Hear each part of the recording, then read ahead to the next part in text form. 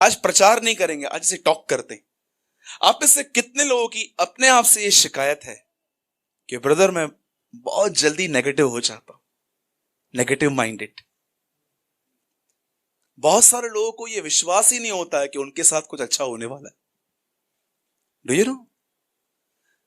आप में से कितने लोगों ने सच में ये डेडली डिजीज, ये गंदी बीमारी अपने अंदर देखी है कि हमारा मन, इसकी वजह से हम कितना सफर करते हैं। कभी आपने इस बारे में सोचा?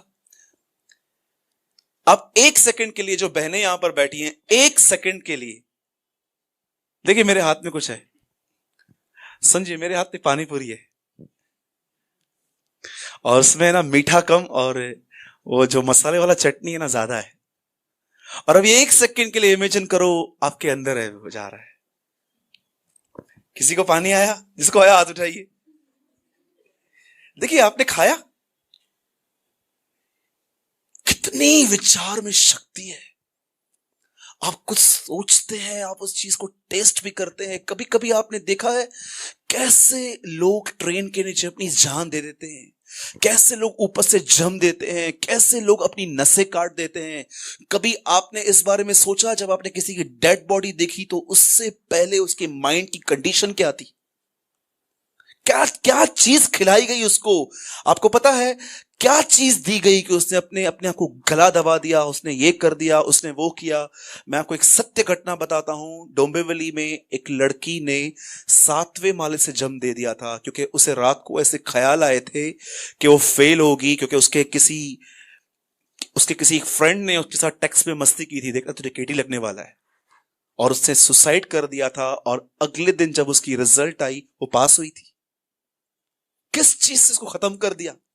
आज आप इस बात को अपने अंदर समझो कि जो विचार आपको नहीं लेने हैं, और जब वो आप लेते हो तो आपकी हालत क्या होती है। आपको पता है यीशु मसीह 18 साल की उम्र में मरकर जा भी सकता था, 15 साल की उम्र में क्रूस पे मर के जा सकता था, पर क्यों उसने डिसाइड किया कि वो 30 साल रहेगा? अगर मरना ही था, सिर्फ मरना ही था, 12-15 साल 18 साल की उम्र में मर के चला जाता, पर उसे क्यों 30 साल बिताए? ये दिखाने के लिए कि देखो मेरे बच्चों, मैं तुम्हारे लिए मरूंगा, लेकिन मैं तुम्हें पूरा सिखा के जाता हूं कि कैसी जिंदगी जियो। और अब देखो यहां पर क्या हो रहा है। एक आदमी है, उसकी बेटी अभी तक मरी नहीं है, वो सिर्फ बीमार है।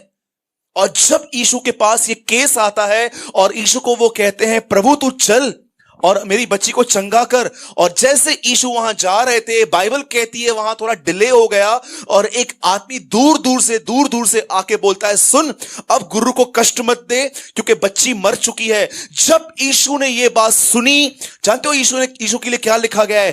उसने वहां पर लिखा है, उसे अनसुना किया। और अब वो जानता था कि यहां पर कहना कुछ जरूरी है।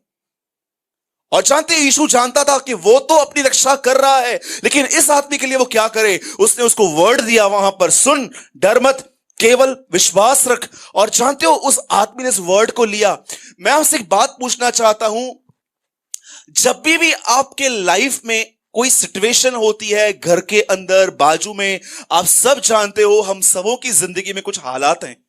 हर एक की जिंदगी में आप बोल ही नहीं सकते हो कि मैं एकदम फ्री हूं या वो एकदम खुश है, ऐसा कुछ भी नहीं है। हर एक के जिंदगी में कुछ हालात हैं, पर आपको पता है आपको एवरीडे चूज करना है कि आप किस तरफ जाएंगे। कितने लोग ये बात जानते हैं, जब मूसा मरने पर था तो वो उनको कहता है, सुनो, मैंने तुम्हारे सामने जीवन भी रखा है और मैंने तुम्हारे सामने मौत भी रखी है, और मैं चाहता हूं तुम जीवन को चुन लो। बाइबल की शुरुआत भी इस तरह होती है कि परमेश्वर ने चाहा कि हम ज्ञान के वृक्ष को मत खाएं। याद रखिए, आपकी सुबह कुछ निर्णय के साथ होनी चाहिए।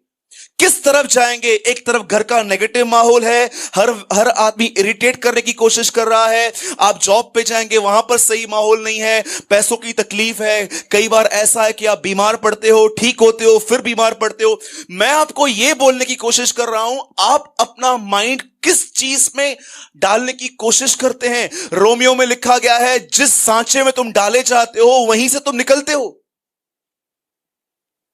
आप जानते हो अधिकतर लोग क्या चूज करते हैं? इस यीशु की इस वचन से सीखो। वो क्या कहता है, लिखा है उसने उसको अनसुना किया। अब मुझे एक बात बताइए, एक लिविंग एग्जांपल देता हूं। समझो आप डिप्रेस हो किसी बात की वजह से। समझो आप, आपके अंदर जो है डिप्रेशन, एक डिप्रेशन नहीं कह सकता हूं, एक डिस्करेजमेंट। जानते हो डिप्रेशन और डिस्करेजमेंट में क्या अंतर होता है? What is the difference between discouragement and depression? Discourage आदमी को हम समझा सकते हैं। डिप्रेशन में जो आदमी चला जाता है ना, आप उसको कितना भी समझाओ उसके अंदर जाता ही नहीं है। ब्लॉकेज होता है, ब्लॉकेज। कितना भी उसे समझाओ। आपको पता है यहां पर क्या लिखा है? यीशु ने उसको अनसुना कर दिया। मैं आपको एक बात पूछना चाहता हूं, मुझे बताइए, अगर आप अपने लाइफ में किसी भी चीज में डिप्रेस्ड हो, आपको पता है यीशु ने क्यों अनसुना किया?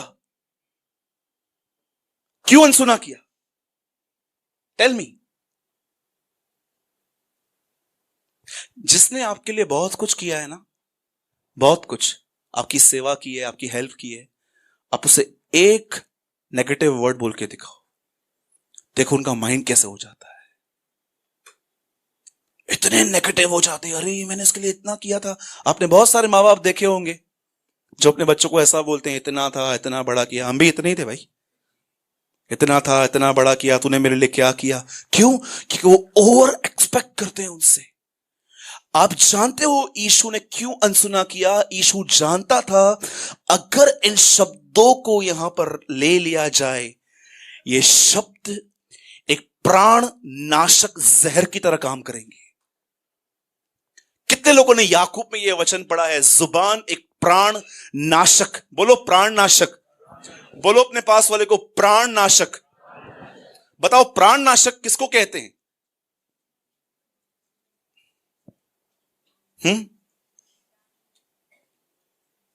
कितने लोगों ने कभी आपने ऐसा सुना है, आपके लिए कोई पीछे कुछ बोल रहा है, आपके बैक में आपकी कोई निंदा कर रहा है? कितने लोगों को पसंद है?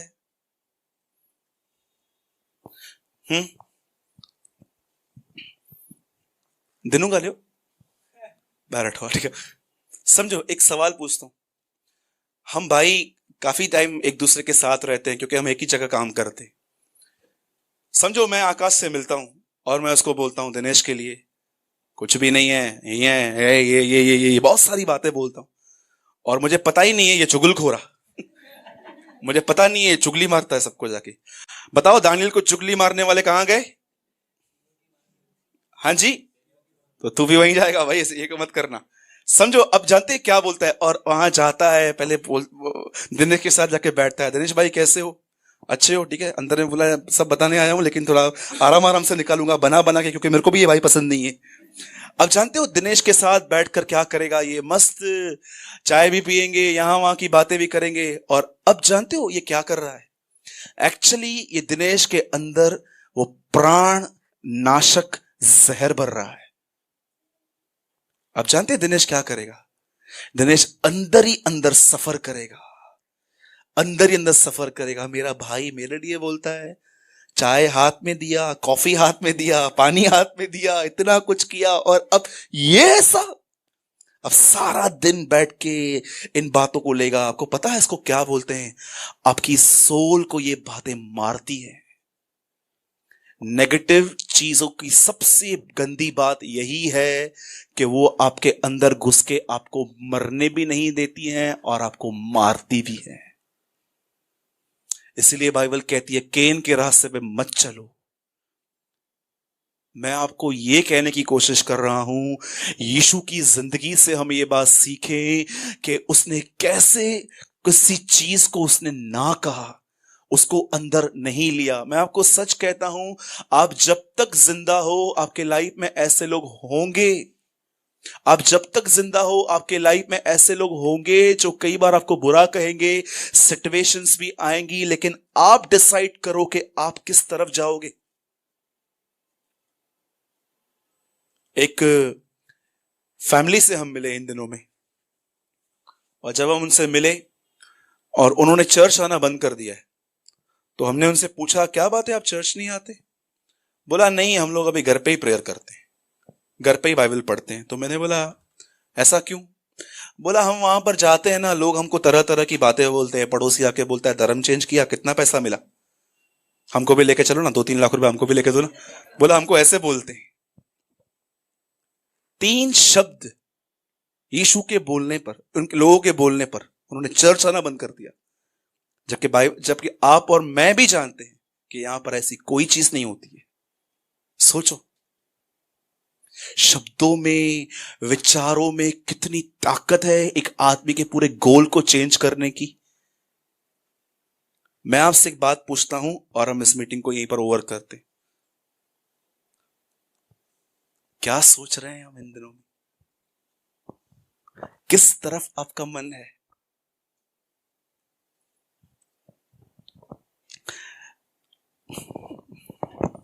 मैं 30 सेकंड शांत रहूंगा अभी, ताकि मैं आपको ये बात सोचने के लिए कहूं।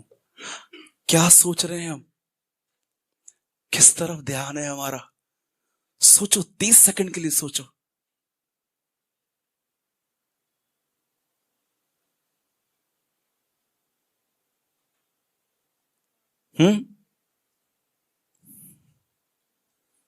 जॉइस मेयर ने कहा, सोचो तुम क्या सोचते हो? क्या सोच रहे हैं हम इन दिनों में? किसी ने आपके साथ बुरा किया है, आप वो होल्ड करके बैठे हो। किसी ने आपको कुछ बुरा कह दिया है, आप वो पकड़ के बैठे हो। आप किसी चीज से बाहर नहीं निकल पा रहे हो, आपने वो पकड़ के रखा है। उस दिन बहन के घर में मीटिंग थी, हमने एक वचन शेयर किया था वहां पर कि यीशु मसीह ने कहा मेरा पीछा करो। क्या मतलब है उसका पीछा करने का? अपनी भावनाओं की न सुन के उसने खुदा की सुनी थी। कभी कभी आपने देखा है कैसे फीलिंग्स, मन, लोग, सिचुएशंस आपके माइंड को कवर करके बैठती हैं और ये पूरा आपके बॉडी में दिखाई देता है कि आपने कोई चीज गहराई से ली है। मेरे भाइयों और बहनों, मैं आपको यही समझाने की कोशिश कर रहा हूं, यीशु मसीह की लाइफ से ये सीखो कि कैसे उसने चीजों को अनसुना किया, कैसे उसने सिचुएशन को इग्नोर किया। लोगों को इग्नोर मत करो, सिचुएशंस को इग्नोर करना सीखो। हम उल्टा करते हैं, हम लोगों को इग्नोर करते हैं और सिचुएशन में रहते हैं, जबकि यीशु ने कहा सिचुएशन को इग्नोर करो।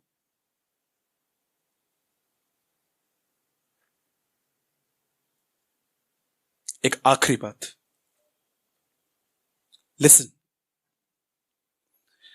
समझो मेरे मुंह से कुछ ऐसा निकल जाता है, कभी कभी स्लिप हो जाती है जुबान लोगों की, आपको पता होगा, मेरी भी होती है।